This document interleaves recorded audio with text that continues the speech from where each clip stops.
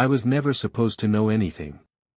My job was wires, panels, and voltage readouts, the kind of maintenance work nobody remembers doing. I was an Air Force electronics technician, stationed a few miles outside Groom Lake, the place everyone thinks they know as Area 51. It wasn't glamorous. My clearance barely got me into the mess hall, and I spent most nights checking temperature sensors and conduit lines buried under the desert. We rotated shifts so often, the days bled together. Still, it paid well, and the desert silence grew on me. But every base has its ghost story. Ours was Hangar Epsilon. You'd hear the older guys mention it in half-jokes. "Don't pull duty near Epsilon," they'd say. Or, "If your badge flashes red, walk the other way." The hangar was isolated, wrapped in concrete, with its own power grid. No maintenance requests ever came from it.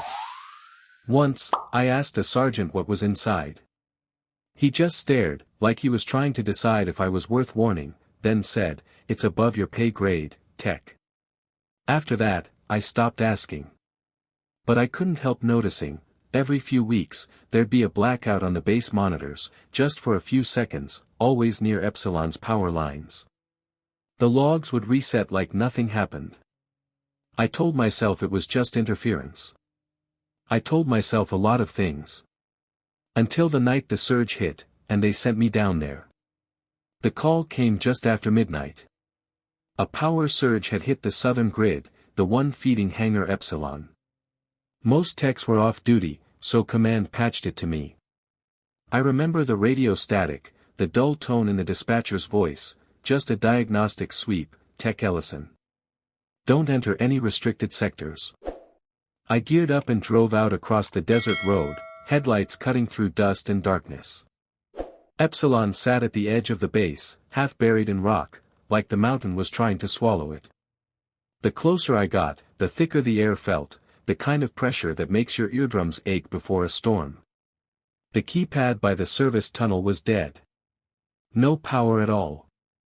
But when I bypassed the circuit and rerouted the line, the door clicked open by itself.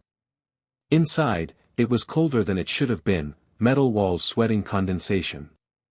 I followed the conduit down 3 flights, into a corridor lined with fiber tubing that pulsed faintly, like veins. At the end was a circular door, unmarked, no security insignia, no warning signs. Just steel. When I forced it open, the sound changed. Not silence exactly, more like the air had been stretched thin. The chamber inside was enormous. Perfectly round. No corners, no visible machinery, just a smooth metallic floor, and in the center, a ring of panels arranged in a spiral.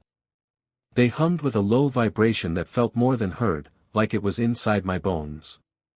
I took one step in, and my boots barely touched the floor.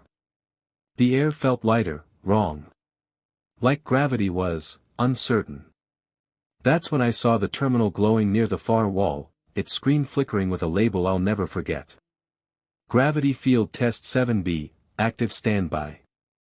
The terminal wasn't like any system I'd worked on. No standard interface, no security prompts, just a black screen with green text scrolling fast enough to blur. I froze for a moment, then plugged in my field drive, trying to copy what I could. The drive didn't even register. So I scrolled through the logs manually. Each one was tagged the same way, Test 7A, 7B, 7C, hundreds of entries, all time-stamped over years. The descriptions were clinical: object mass, 12.3 kilograms. Field exposure, 0.8 seconds.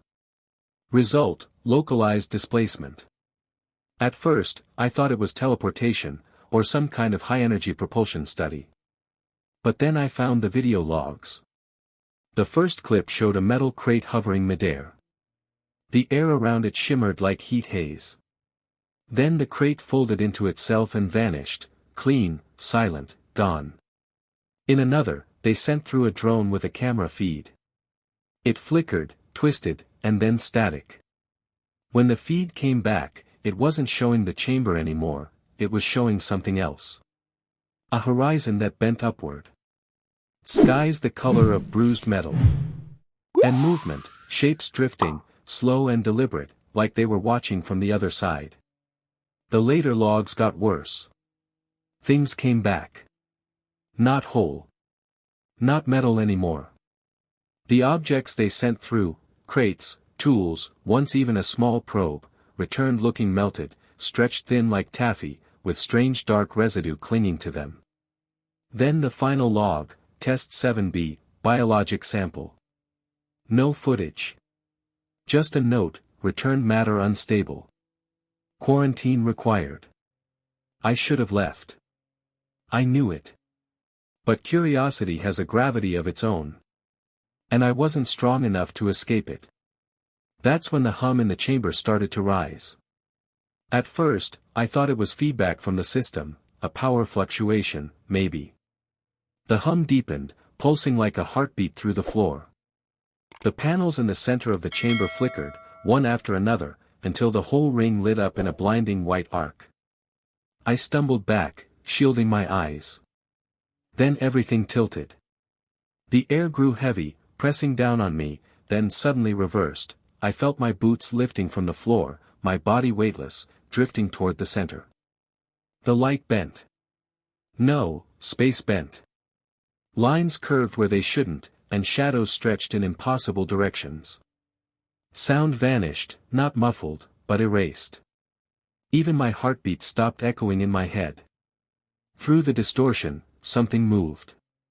It wasn't solid, more like an outline burned into the air, tall and thin, with limbs that didn't connect right. It didn't step forward so much as slide closer, its shape rippling like it was made of heat or liquid metal. It had no face. No eyes. But somehow, I knew it was looking straight at me.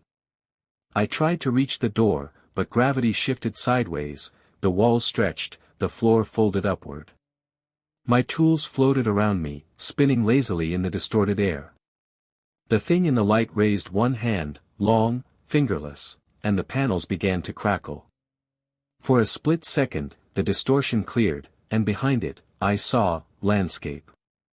A place that wasn't this world, twisted spires, black sky, flashes of movement just beyond focus. Then it all snapped back. The hum roared, alarms screamed through the speakers, and I realized the system had activated itself. Whatever I'd seen, it wasn't supposed to be seen. And now, it knew I was here.